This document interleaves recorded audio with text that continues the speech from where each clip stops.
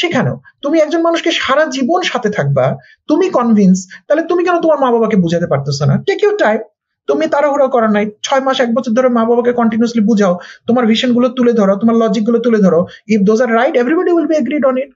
তো আমি তোমার কথাটা এখন সামারি ড্র করে দিচ্ছি যে যে কেউ নেগেটিভ বললে আমি তাকে শত্রু মনে করতে চাই না, আমি তার কথার মেরিটটা বুঝতে চাই, এবং মেরিটটা যদি রিয়েলিটি হয়, হার্শ রিয়েলিটি, আমার ওটা গ্রহণ করা উচিত এবং তাদেরকে থ্যাংক ইউ বলা উচিত। আর আমি যদি বুঝি যে না তাদের মেরিট নাই, তাহলে কেন মেরিট নাই তাদেরকে এটা আমার এক্সপ্লেন করা উচিত, এবং এই সময়টা আমাদের নেওয়া উচিত যতক্ষণ আমি তাদেরকে কনভিন্স করে বের হলাম।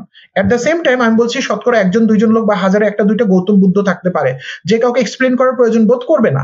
সো সেই বার্নিং ডিজায়ার যদি কারো থাকে ঝংকার, আমি তাকে ট্রিম ডাউন করবো, আমি বলবো প্লিজ গো হেড, আজকে রাতে বের হয়ে যাও।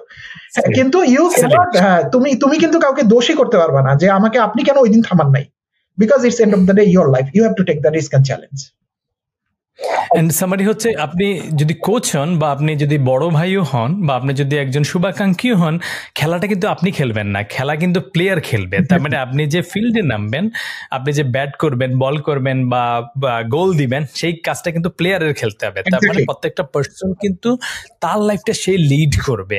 আশেপাশ থেকে তার ফ্যামিলি, তার ফ্রেন্ড সার্কেল, তার শুভাকাঙ্ক্ষী বা প্রিয়জন হিসাবে অন্যান্য মানুষগুলো জাস্ট তাকে হয়তো একটু গাইড করতে পারে, ভালো মন্দটাকে একটু ক্লিয়ার করে দিতে পারে। আর যদি ওরকমটা হয়, যারা আমাদের আসলে আশেপাশের ভালো মানুষ কিন্তু ভরসা পাচ্ছে না বলে আমাদেরকে হয়তো ইয়েস বলতেছে না, কারণ রিস্কি, তারা জানে বুঝে যে আসলে একজন উদ্যোক্তা হওয়া, আউট অফ দ্য বক্স কিছু একটা করা ইজি না, এবং সেখানে ফেইলিওর থাকবে, এবং এই কারণে হয়তো তারা নিজেরা সমস্যার মধ্যে পড়তে পারে। তাদেরকে তো আমরা মোটামুটি আপনার অ্যান্সার অনুসারে বুঝাই দিলাম। এরপরও যারা আসলে সমালোচনা করে, যারা হয়তো হিংসার বশবর্তী হয়ে সমালোচনা করে, বা যারা হয়তো ইচ্ছা করেই সমালোচনা বারবার করে, তাদেরকে আমরা কোন দৃষ্টিতে দেখবো? কিছু করার নাই, ওই বিষয়টা আমি তখন আবার এভাবে দেখি যে ধরো তাহলে কিন্তু আমাদের প্রথম প্রসঙ্গের আলোচনাটা শেষ, এখন আর লজিক্যাল পার্ট নেই, এখনো চলে আসছে যারা আমাকে পিছনে টানছে তাদের কোনো লজিক নাই, তারা পিছনে টানছে বিকজ তারা পিছনে টানছে, দ্যাটস দ্য রিজন অনলি। সেক্ষেত্রে আমি বলি, ধরো তুমি একটা কিছু করতে চাও ঝংকার, এবং তোমাকে কিছু লোক উদ্দেশ্যপ্রণোদিতভাবে পিছনে টানছে, কারণ তুমি গ্রো করলে তাদের কি লাভ হবে তারা এটা দেখতে বা বুঝতে পারছে না, তাহলে আমি ওই লোকগুলোকে কিন্তু অন্ধ বলি, অন্ধ, ডিফ অ্যান্ড ডাম অ্যান্ড ব্লাইন্ড। এখন তুমি যদি তোমার পাশে একটা অন্ধ লোক দেখো ঝংকার, তুমি কি রাগ করবা ওই লোকটাকে, বকা দিবা যে ভাই আমি এত ন্যাচারাল সুন্দর নায়করা দেখতেছি, আপনি দেখতেছেন না কেন, আপনি দেখেন, চেষ্টা করেন, পারবেন? তুমি কিন্তু বকা দাও না, উল্টা তুমি সহানুভূতি পোষণ করো।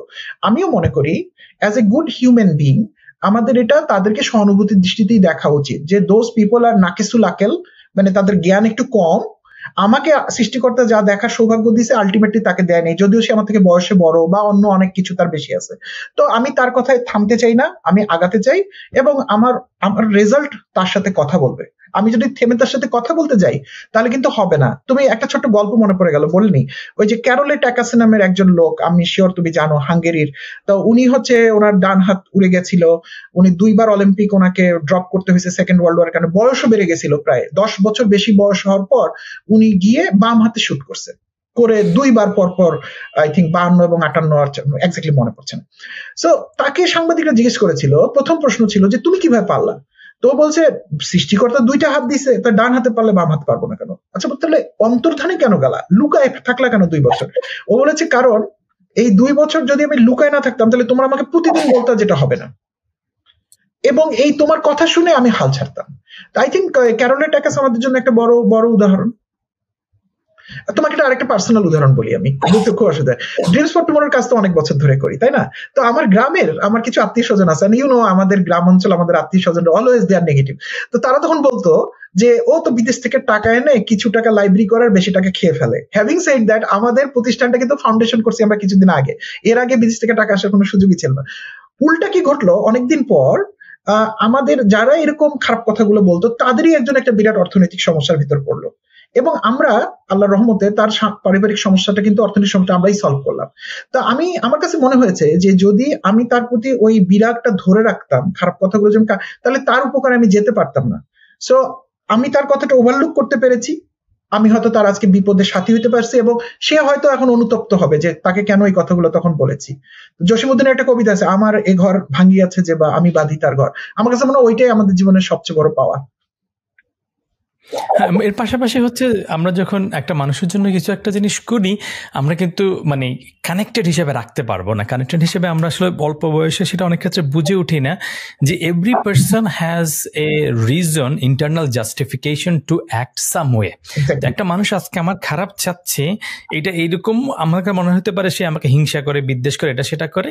আসলে আমরা যদি ডিপ ডাউন চিন্তা করি, আসলে সে তাকে অপটিমাইজ করার চেষ্টা করতেছে, তার লাইফটাকে অপটিমাইজ করার চেষ্টা করতেছে। Nothing wrong on that perspective, because সে হয়তো ভাবতেছে আচ্ছা আমি ভালো থাকবো, তার মানে ও যদি আমার নিচে থাকে হয়তো আমি ভালো থাকবো।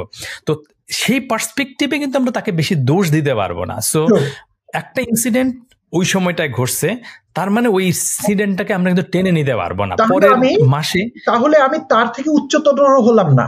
সে একদিন আমাকে বিপদ দিয়েছে জন্য দুটো মার দিয়েছে, এই জন্য আমি ওয়েট করলাম কতদিন সে বিপদ, তা আমি তো ইকুয়াল হয়ে গেলাম, তাই না? এবং ওই ইকুয়াল খারাপ হয়ে গেলাম। রিল আমি রিলিজ করেছি, ওখানে বলেছি যে ওই যে কথা ধাক্কা লাগলে আমার হাতে কফি থাকলে কফি পড়ে যায়, পানি থাকলে পানি পড়বে। কারণ হ্যাঁ একটা তো ধাক্কা, সেটা তো বুঝলামই, কিন্তু আমার কাছে কি আছে ওইটাই তো পড়ে।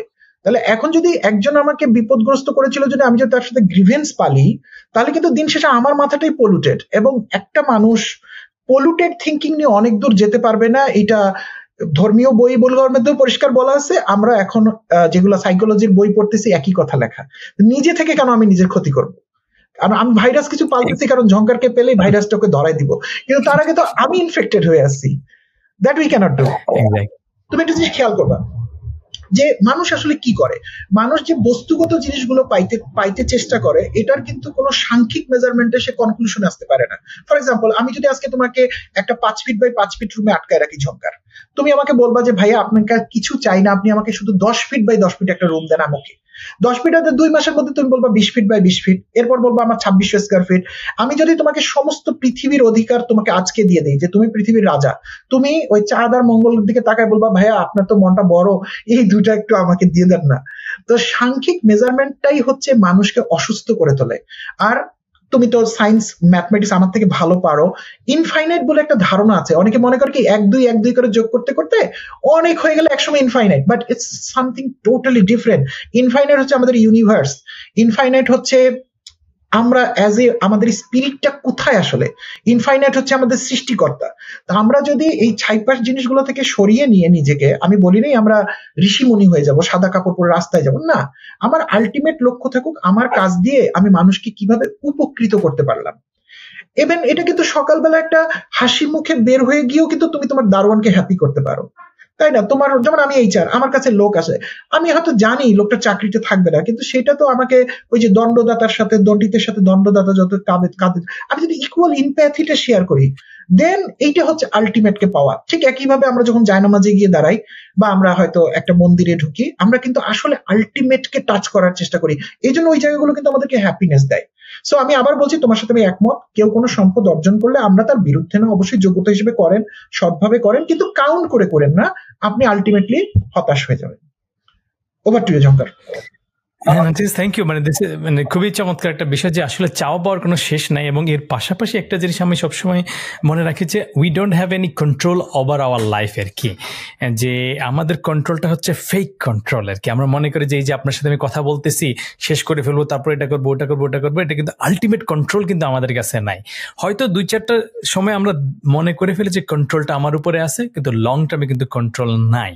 তো সেটা মানে ক্যাটাগরি আলাদা, যে ক্যাটাগরিতে হচ্ছে আসলে বিয়ন্ড মাই কন্ট্রোল, বা যতটুকু আমার কন্ট্রোলে আমার কাছে আছে মনে হচ্ছে সেই জায়গাটাতেও কিন্তু আমরা প্রচুর ডিস্ট্রাক্টেড হয়ে যাই আর কি, এবং আমাদের ফোকাসটা ধরে রাখতে পারি না, বা অনেক ক্ষেত্রে আমরা এটা বলি আমরা মোটিভেশনটা ধরে রাখতে পারি না কিছু একটা করব। কারণ ইয়েস, আমরা জীবন জীবিকা নির্বাহ করার জন্য রিজনেবল কিছু অ্যাক্টিভিটি আমাদেরকে করতে হবে, না করলে আসলে আমি নিজের যেই বাচ্চা বা বরণ পোষণ যেটা, সেটাকে আমি ফুলফিল করতে পারবো না। আমার সাথে একটা ফ্যামিলি কানেক্টেড থাকে মোস্ট অফ দ্য পার্সনের সাথেই, সে ফ্যামিলিরও কিছু রেসপন্সিবিলিটি আমাদের অনেককেই নিতে হয়, সেটা তো আমি যেতে পারবো না।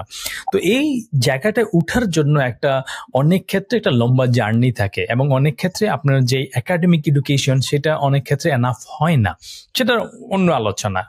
কিন্তু আমাদেরকে নিজেদেরকে কিন্তু এটাকে তৈরি করে নিতে হয়। তো এই যে তৈরি করে নেওয়া, নিজেকে জব উপযোগী করা বা কাজ উপযোগী করা বা উদ্যোক্তা উপযোগী করা, যেটাই আমি করতে চাই না কেন, এই যে ট্রান্সফরমেশন, এই প্রসেসটার ভিতরে আমরা ফোকাস থাকতে পারি না, লেগে থাকতে পারি না, বা অনেকে এসে বলে যে আমি মোটিভেশনটা ধরে রাখতে পারি না। তাহলে একটা জিনিস ভাইরাল হয়ে আসছে মানে যে সেটা ভালো, এটা নাও হতে পারে। আর যেটা বিজ্ঞাপন দিচ্ছে সে ব্যাপারে তো আমি 10 বার চিন্তা করবো, কারণ আমাকে বিজ্ঞাপন দিয়ে দেখাচ্ছে, টাকা খরচ করতেছে, তাহলে ওই লোকের তো একটা উদ্দেশ্য আছে, তাই না?